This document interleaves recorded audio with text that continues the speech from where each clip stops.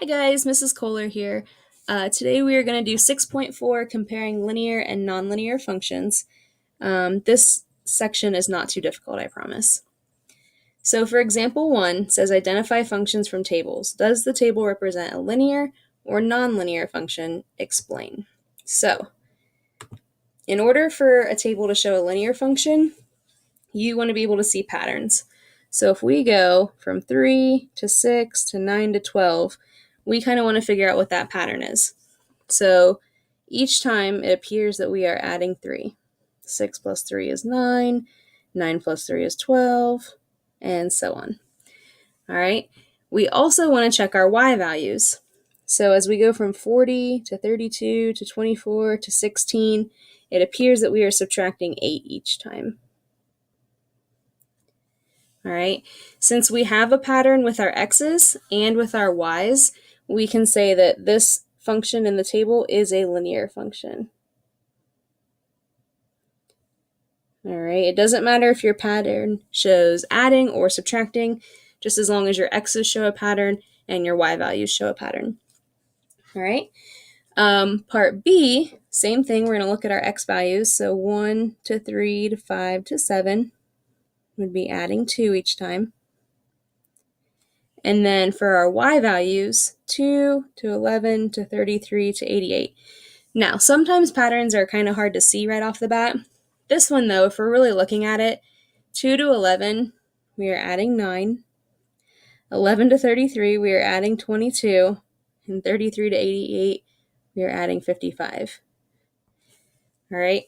Because with our y values, we're not adding a consistent number every time, then that means that it is nonlinear. There is no pattern to that.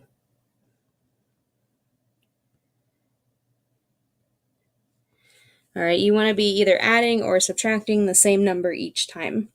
So that's why part B is nonlinear. Now, if we look at example 2, all right, it says, does the graph represent a linear or nonlinear function? Explain. So just to recap, linear, when you see that word, you want to think of line, straight line to be exact, okay? Now, if a graph is linear, you would be able to put a ruler or a pencil up against it, and it would line up exactly with the graph as shown. So if we look at graph A, that line is very curvy. So a pencil or a ruler would not be able to line up with that, making that one nonlinear because it is not a straight line. All right, looking at graph B down here at the bottom, that is a straight line, even though I traced it as a crooked line. But you would be able to put a pencil or a ruler up against that, making that one linear. All right, so that's kind of the difference between seeing a linear and nonlinear function as a graph. So on the next slide, there's a few on your own problems. So what I want you to do, these are on your guided notes. Go ahead and pause this, try and work them out yourself, and then unpause it and check your answers with me. So hopefully you have worked these out on your own. Number 1, we're looking at our x values, looking at a pattern, 0 to 7 to 14 to 21, they're adding 7 each time. All right, looking at our y values, 25 to 20 to 15 to 10, they are subtracting 5 each time. All right, so number 1 would be linear. Now, number 2, if we look at those x values, 2 to 4 to 6 to 8, they're adding 2 each time. And with our y values, 8 to 4 to 0 to negative 4, is subtracting 4 every single time. So because there's a pattern with your x values and your y values, that also makes this linear. Remember, you can have any pattern of addition or subtraction. It doesn't have to always be addition with your x's and always subtraction with your y's like these two examples show. All right, you could have addition on both columns, subtraction on both columns. different on both columns as long as whatever your pattern is, it's with adding the same number or subtracting the same number every single time.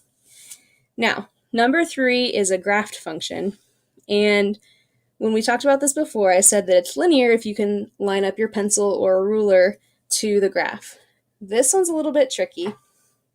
If you held your pencil or ruler up to your paper, it would line up with this side, or it would line up with this side. But it would not line up with both sides of the graph because that is technically not one straight line. All right? It looks like a line that was bent in the middle, not a straight line. So that makes this graph nonlinear. All right? So hopefully so far so good. Email me if you have any questions. Maybe ask someone around you. We have one more example to go over. So for example 3, says identify a nonlinear function. Which equation represents a nonlinear function? Multiple choice, A, B, C, or D. So y equals a number for the first one right here. We know that if it's y equals a number, it's going to be a straight side-to-side kind of graph through 4.7 on the y-axis. All right, definitely linear. This one, for part B, you're going up in increments of pi. So 3.14, 6.28, and so on. That would still make it linear. Anytime you have a number, you could have y equals 2x or y equals negative 4x. Those are always going to be linear graphs. All right. Same with D here. If you distributed that 4, you would have y equals 4x minus 4. All right. That's slope-intercept form. 1, 2, 3, 4. So if we started here and we went up 4 over 1, that's a terrible line, but it's a straight line. Just like slope-intercept form like we did in the last section and we've been doing all year long. Part C, or option C, I guess, is one that you definitely want to look at here. See how it's 4 divided by x? That would not give you a pattern. So if we have x, y, say we had 0, 2, 4, 6. Okay. First of all, if I plug in 0, that would be undefined. Why, you ask? Because you cannot divide by 0. Ever, ever, never, never, never. Okay? Don't even try it. Your paper will probably go up in flames. It's like the number 1 rule in math. You never, never divide by 0. Okay? Now, if we divided it by 2, 4 divided by 2 is 2. 4 divided by 4 is 1. 4 divided by 6 would be 2/3. All right. As if we didn't already have undefined in our table, 2 to 1 to 2/3 is not a pattern. That's -1. That is -1/3. All right. Not a pattern at all. Anytime you're dividing by x, like a number divided by x, it's not going to be linear. It will be nonlinear.